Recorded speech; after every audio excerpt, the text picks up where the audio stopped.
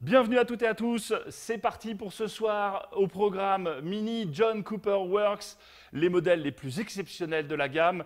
Et pour commencer, je vous propose 20 secondes d'évasion qui vont à tous nous faire énormément de bien. C'est parti.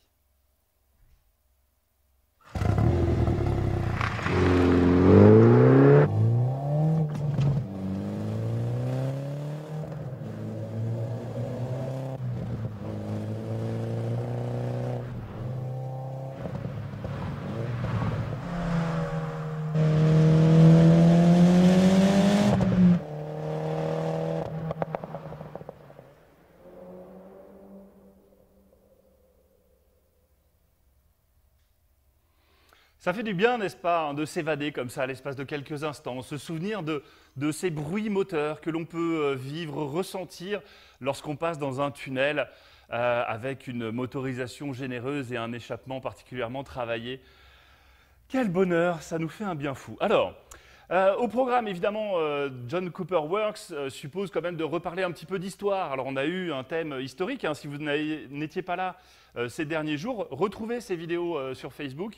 On a abordé de manière assez extensive toute l'histoire de la marque Mini.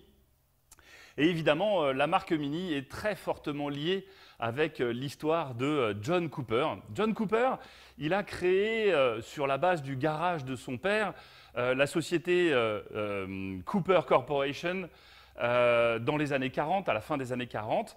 Et puis, il a orienté vraiment son activité sur le fait de participer à des courses de Formule 1. Et très rapidement, il s'est illustré dans le domaine de la Formule 1, notamment parce qu'il a travaillé sur l'architecture de ces Formule 1. Si je vous montre à l'image cette voiture, c'est parce que c'est une Ferrari et qu'à l'époque, la plupart des Formule 1 étaient conçues comme celle-ci, c'est-à-dire avec le moteur en avant du pilote. Et à partir du moment où John Cooper s'est intéressé à l'univers de la Formule 1, il a eu l'idée très vite de déplacer le moteur à l'arrière, ce qui donnait des voitures qui étaient beaucoup plus dynamiques et beaucoup plus stables à haute vitesse. Donc très rapidement, il s'est orienté vers cet univers de la compétition. Et puis, on en a parlé hier pour la compétition, on en a parlé pour l'histoire aussi. John Cooper Works a eu une relation très particulière aussi avec la British Motor Corporation, le constructeur automobile qui produisait les Austin et les Morris à l'époque, Mini classique.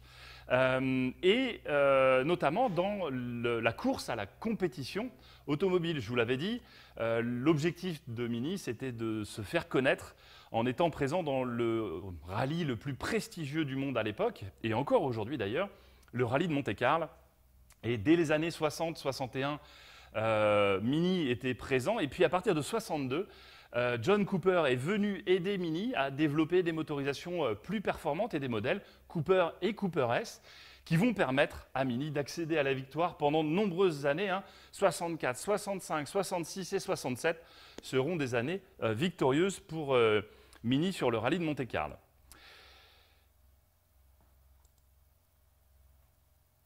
À partir des années 2000, c'est le fils de John Cooper, Michael Cooper, qui va reprendre les rênes de l'entreprise et qui va créer la John Cooper Works Company à cette époque, avec comme volonté de développer des kits, des modifications techniques pour permettre à des Mini de gagner en termes de performance. Donc c'est vraiment le fils de John Cooper qui s'est intéressé à cette nouvelle génération de Mini pour leur donner plus de performance et plus de puissance. Alors à l'époque, c'est, comme je vous l'ai dit, présenté comme un kit. C'est-à-dire que vous achetiez auprès du service pièces de votre concession un kit complet qui était monté d'ailleurs dans les ateliers BMW avec une homologation et une carte grise qui étaient liées, mais c'était fabriqué de cette manière, à la manière d'un kit. Dès la deuxième génération, c'est-à-dire à partir de 2006, sur les versions Mini R56, les modèles JCW vont devenir d'usine. C'est-à-dire qu'en 2007, BMW va racheter la John Cooper Works Company en gardant à son poste Michael Cooper, bien entendu, pour garder aussi l'authenticité de la démarche qui avait été initiée à l'époque. Et donc John Cooper Works devient une série de modèles qui sont présentés directement au catalogue de la marque et parmi lesquels on va trouver Mini Hatch, Mini Cabriolet, Mini Clubman. Alors évidemment, il y a toute la dimension technique, hein, des modifications qui sont réalisées sur les moteurs pour améliorer encore une fois les performances. Il y a aussi toute la dimension efficacité châssis, freinage, modifications qui peuvent être réalisées, puis aussi évidemment toute la dimension esthétique qui est extrêmement importante. Alors on va garder évidemment cette authenticité hein, de l'action de John Cooper, c'est vraiment de faire des voitures encore plus efficaces, et vous le voyez à l'écran, hein, notamment concernant le freinage, avec, comme vous avez pu le voir, hein, des jantes qui sont spécifiques et spécialement conçues pour permettre aux freins de pouvoir, aux étriers de frein d'ailleurs très largement dimensionnés, pardon, de pouvoir trouver leur place dans ces jantes. J'ai tout de suite une question quiz, mais quelque chose me laisse penser que parmi vous, il y a déjà des fans qui sont prêts à trouver la bonne réponse, et ce sera un quiz en images pour une fois. Alors, c'est parti. Quelle est cette voiture ?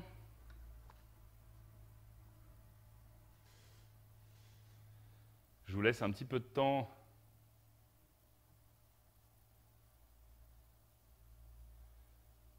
pour me répondre. Et puis ceux qui répondent très très vite, hein, donnez-moi quelques infos complémentaires concernant ce modèle bien spécifique. Oui, Alexandre, c'est une GP1.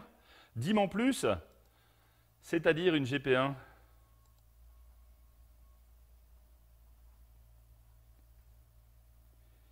Mini GP, je vois pas mal de bonnes réponses. R53 GP, pas mal, ouais, c'est la toute première génération, effectivement.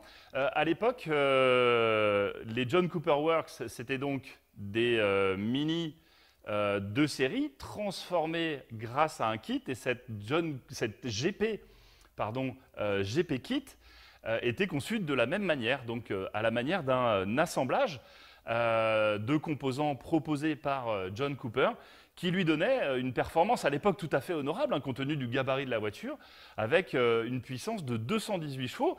Et déjà à l'époque, l'idée, c'était vraiment de réduire le poids des autos pour les rendre encore plus performantes et d'avoir cet esprit GP au sens compétition, circuit notamment, avec barre anti-rapprochement à l'arrière, abaissement de la suspension et puis absence de place arrière. Hein. C'était des voitures qui étaient strictement de place.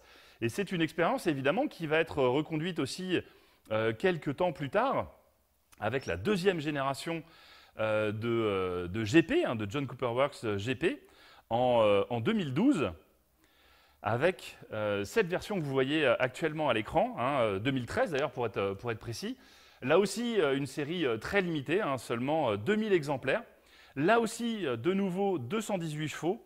Des vitesses notamment atteintes sur circuit, évidemment, vitesse max de 241 km/h.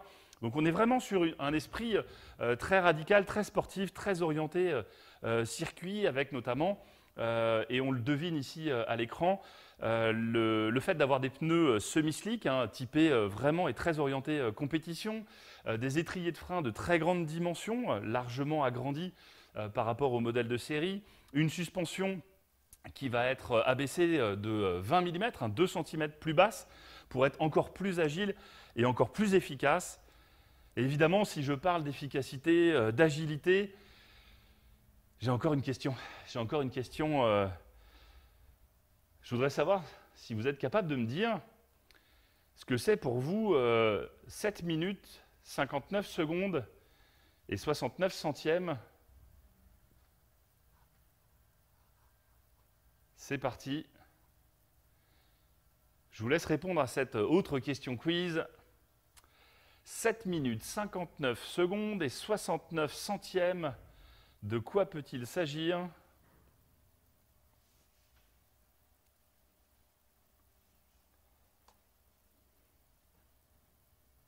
Alors, est-ce que parmi vous, il y en a qui ont déjà commencé à trouver des réponses ? Je vois que ça échange sur les étriers. Donc des questions orientées sur le freinage.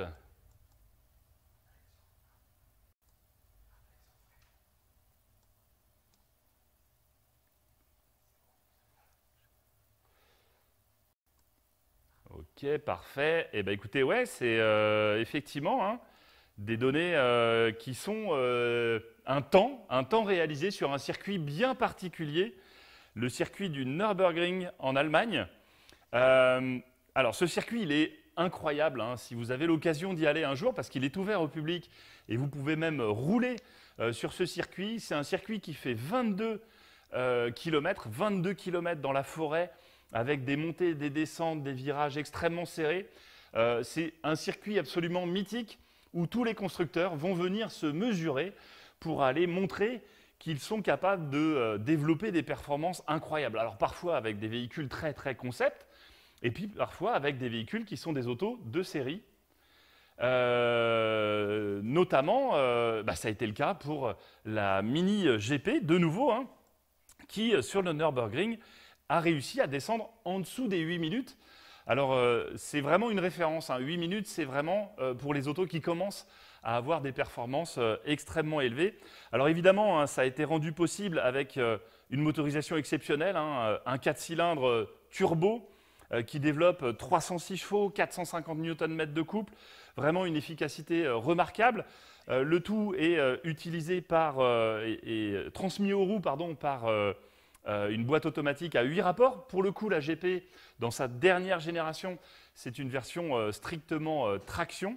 Là aussi, pour une question de légèreté, notamment sur circuit, avec la possibilité d'avoir un différentiel autobloquant, hein, ce système qui en courbe permet d'avoir des vitesses de passage en courbe encore plus élevées, un châssis qui a été optimisé avec une garde au sol réduite. Enfin vraiment, on a une auto qui est de plus en plus orientée vers la course. Et c'est cette magnifique GP, donc troisième génération, GP3 de 2020, véhicule absolument exceptionnel qui vient compléter donc cette famille des GP que vous allez voir dans quelques instants.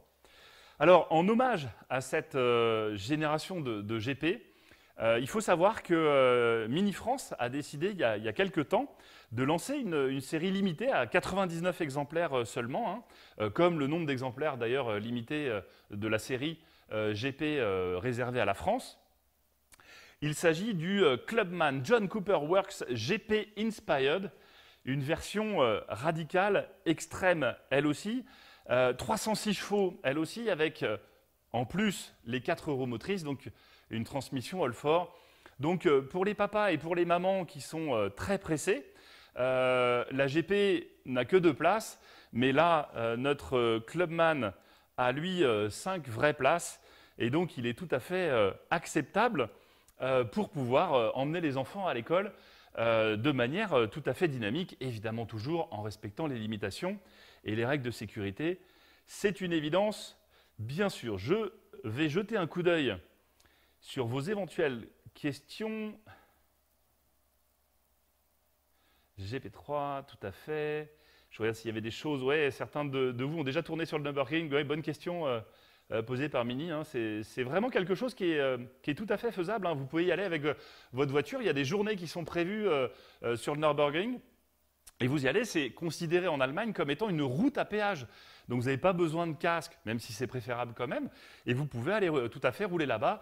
Il faut quand même être assez bon au volant parce qu'il y a des autos qui sont très très rapides qui peuvent vous arriver derrière. Donc c'est un petit peu particulier. Mais voilà, c'est une expérience en tout cas à vivre absolument. Pour résumer, hein, juste rapidement sur la gamme, 4 modèles aujourd'hui sont proposés dans la gamme, hormis les versions GP bien entendu. Hein. Cabrio et hatch 3 portes en 231 chevaux et les versions Clubman et Countryman, hein, encore une fois pour les familles un peu pressées, en version 306 chevaux et 4 roues motrices pour le coup, ce qui a des capacités en termes d'accélération, hein, notamment de performance sur le 0 à 100 qui sont réellement exceptionnelles. Question quiz, mais je pense que vous y avez déjà répondu et puis vous avez tous plus ou moins suivi, ou plutôt même bien suivi. J'ai combien de versions et d'exemplaires de GP disponibles pour la France dans sa 3e version?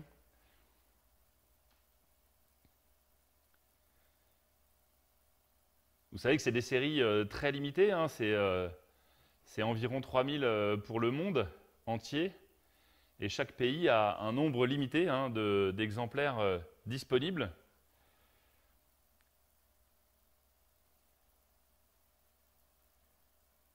Est-ce que vous commencez à avoir la bonne réponse? Alors je pense que ça ne va pas tarder à arriver. J'ai toujours un petit décalage évidemment entre le moment où je pose la question et le moment où je peux lire les retours. Eh bien c'est 99 exemplaires pour la France.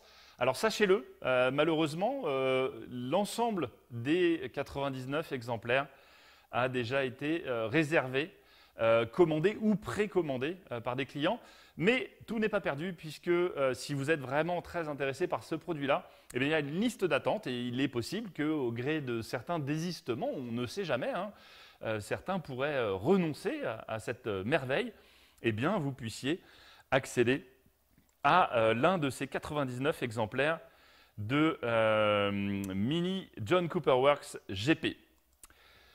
Il est temps maintenant, parce que oui, 99 exemplaires, Athéna et Valentine, félicitations, bravo à vous. Il est temps maintenant de passer dans la troisième partie de notre présentation. Vous le savez, hein, tous les soirs, on a notre sujet du jour, les questions quiz, et enfin la question du fan. Et on a trouvé une question de fan qui nous a vraiment plu, parce que finalement, beaucoup d'entre vous ont eu l'occasion, peut-être une fois ou deux, hein, de lever le capot de leur Mini, et puis vous avez découvert sous le capot cette appellation, hein, sur le cache moteur, marqué Twin Power Turbo. Qu'est-ce que ça veut dire que Twin Power Turbo? Twin, ça veut dire que j'en ai deux, mais est-ce que ça veut dire que j'ai deux turbos? Qu'est-ce que ça veut dire réellement? Alors pour faire très simple, c'est tout simplement que l'objectif de Mini, c'est d'avoir à la fois la meilleure performance possible, en consommant et en émettant le moins possible de CO2 et en consommant le moins de carburant possible. C'est ce qu'on appelle l'efficience, être vraiment très bon dans les deux domaines. Le plaisir, la sensation de conduite, le go-kart feeling, la sensation de conduite d'un kart, hein, dit-on, pour Mini, et puis de l'autre côté, la consommation et les émissions. Pour parvenir à ce score-là, à ce résultat-là, hein, on a des consommations et des émissions qui sont parmi les plus basses du marché hein, chez Mini, eh bien, on travaille sur notre moteur en combinant deux technologies. Donc, Twin Power, ça veut dire que je combine deux technologies. Une technologie de turbo, de suralimentation hein, par un turbo. Tous nos moteurs, quels qu'ils soient, essence ou diesel, sont toujours équipés d'un turbo.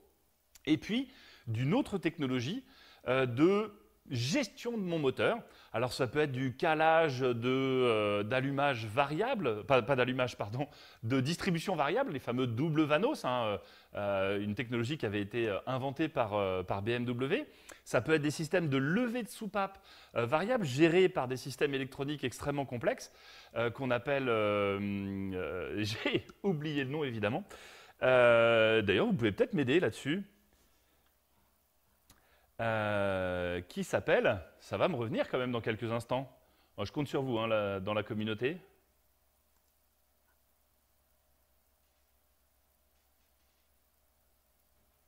Qui s'appelle Valvetronic. Ça y est, ça m'est revenu. Technologie hein, de levée de soupape variable qui me permet d'avoir une efficacité de mon moteur, encore une fois, exceptionnelle. Donc l'objectif, abaisser mes consommations et mes émissions et dans le même temps, garder le plaisir de conduire intact. C'est ça ce que ça signifie. Le Twin Power Turbo. Un coup d'œil sur les questions. Turbo double flux, alors ouais, ça c'était, c'est plutôt les turbos double entrée, c'est turbo twin scroll. C'est les doubles enroulements de nos turbos pour les rendre plus rapides en termes de montée en régime, mais ce n'est pas tout à fait la signification de Twin Power Turbo. Mais en tout cas, félicitations et merci à Kevin et à Yannick pardon, de nous avoir répondu à cette question-là. Alors, pour poursuivre, je voulais, toujours pareil, hein, dans la veine et l'élan qu'on a vu ensemble de cette sportivité extrême et radicale John Cooper Works, ça évoque hein, ce qu'on va pouvoir faire avec nos autos lorsqu'on va pouvoir aller rouler avec enfin et qu'on sera de nouveau libre de le faire. En attendant, évidemment, restons chez nous, il vaut mieux être prudent. On va pour ça aller regarder dans notre Mini Countryman, alors oui, c'est vrai, ça n'est pas une version John Cooper Works, mais j'ai aussi l'affichage dont je voudrais vous parler. Vous le savez évidemment, sur tous les modèles Mini, on va avoir la possibilité d'avoir un mode sport. Et lorsque vous basculez en mode sport, vous voyez à l'écran s'afficher affichage sport. Et si vous validez donc soit en touchant l'écran, soit en appuyant sur le bouton du contrôleur, vous allez voir que vont s'afficher la puissance à gauche et le couple à droite. Et donc lorsque vous roulez, eh bien, vous pouvez voir quelle est la puissance du moteur et quel est le couple du moteur que vous mettez en œuvre pour vos différentes accélérations. Ça permet sur les petites routes très sinueuses justement de voir un petit peu quel est le comportement, l'efficacité, la puissance que le moteur est capable de délivrer. Alors précision pour les novices, pas de panique sur le couple. La notion de couple, c'est simplement l'effort que mon moteur est capable de fournir. En gros, pour monter une côte très importante, j'ai besoin de beaucoup de couple. En gros, c'est comme un cycliste, il a besoin de grosses cuisses bien musclées pour réussir à monter en haut de la côte. Et donc, vous voyez, très simplement, dans votre Mini, évidemment, votre Mini John Cooper Works, d'autant plus, vous avez la possibilité d'accéder à ce menu-là et de récupérer cette information d'affichage sport sur votre Mini. Merci Jérémy pour Valvetronic, effectivement, le mot m'avait échappé tout à l'heure. Est-ce qu'on pense faire une offre intéressante pour la Mini Cooper SE? Celle-ci, vous voulez dire, ou une autre? Parce que celle-là m'a été prêtée par un voisin pour pouvoir vous la présenter dès la semaine prochaine, parce que vous savez qu'on finit cette semaine plutôt orienté sport, histoire de la marque, la compétition chez Mini et aujourd'hui ces modèles exceptionnels que sont les versions John Cooper Works. Et la semaine prochaine, on va parler hybride rechargeable, on va parler électrique, on va parler recharge. Donc on va quelque part changer d'univers. Alors même si on reste dans la famille Mini et qu'on garde toujours le même esprit, et vous le verrez, on continuera à parler bien entendu go-kart feeling, sensation de conduite, même si on part sur la notion d'électrique. Pour nous quitter, comme d'habitude, quelques images qui font toujours du bien dans cette période de confinement pour nous aérer un peu et sortir un peu. N'hésitez pas à continuer, même pendant la vidéo, à commenter et à poser des questions. Je me ferai un plaisir d'y répondre dans quelques instants, le temps de diffuser cette vidéo. Et puis on se dira tranquillement au revoir. D'ici là, prenez soin de vous, restez chez vous et à très bientôt. Bye bye.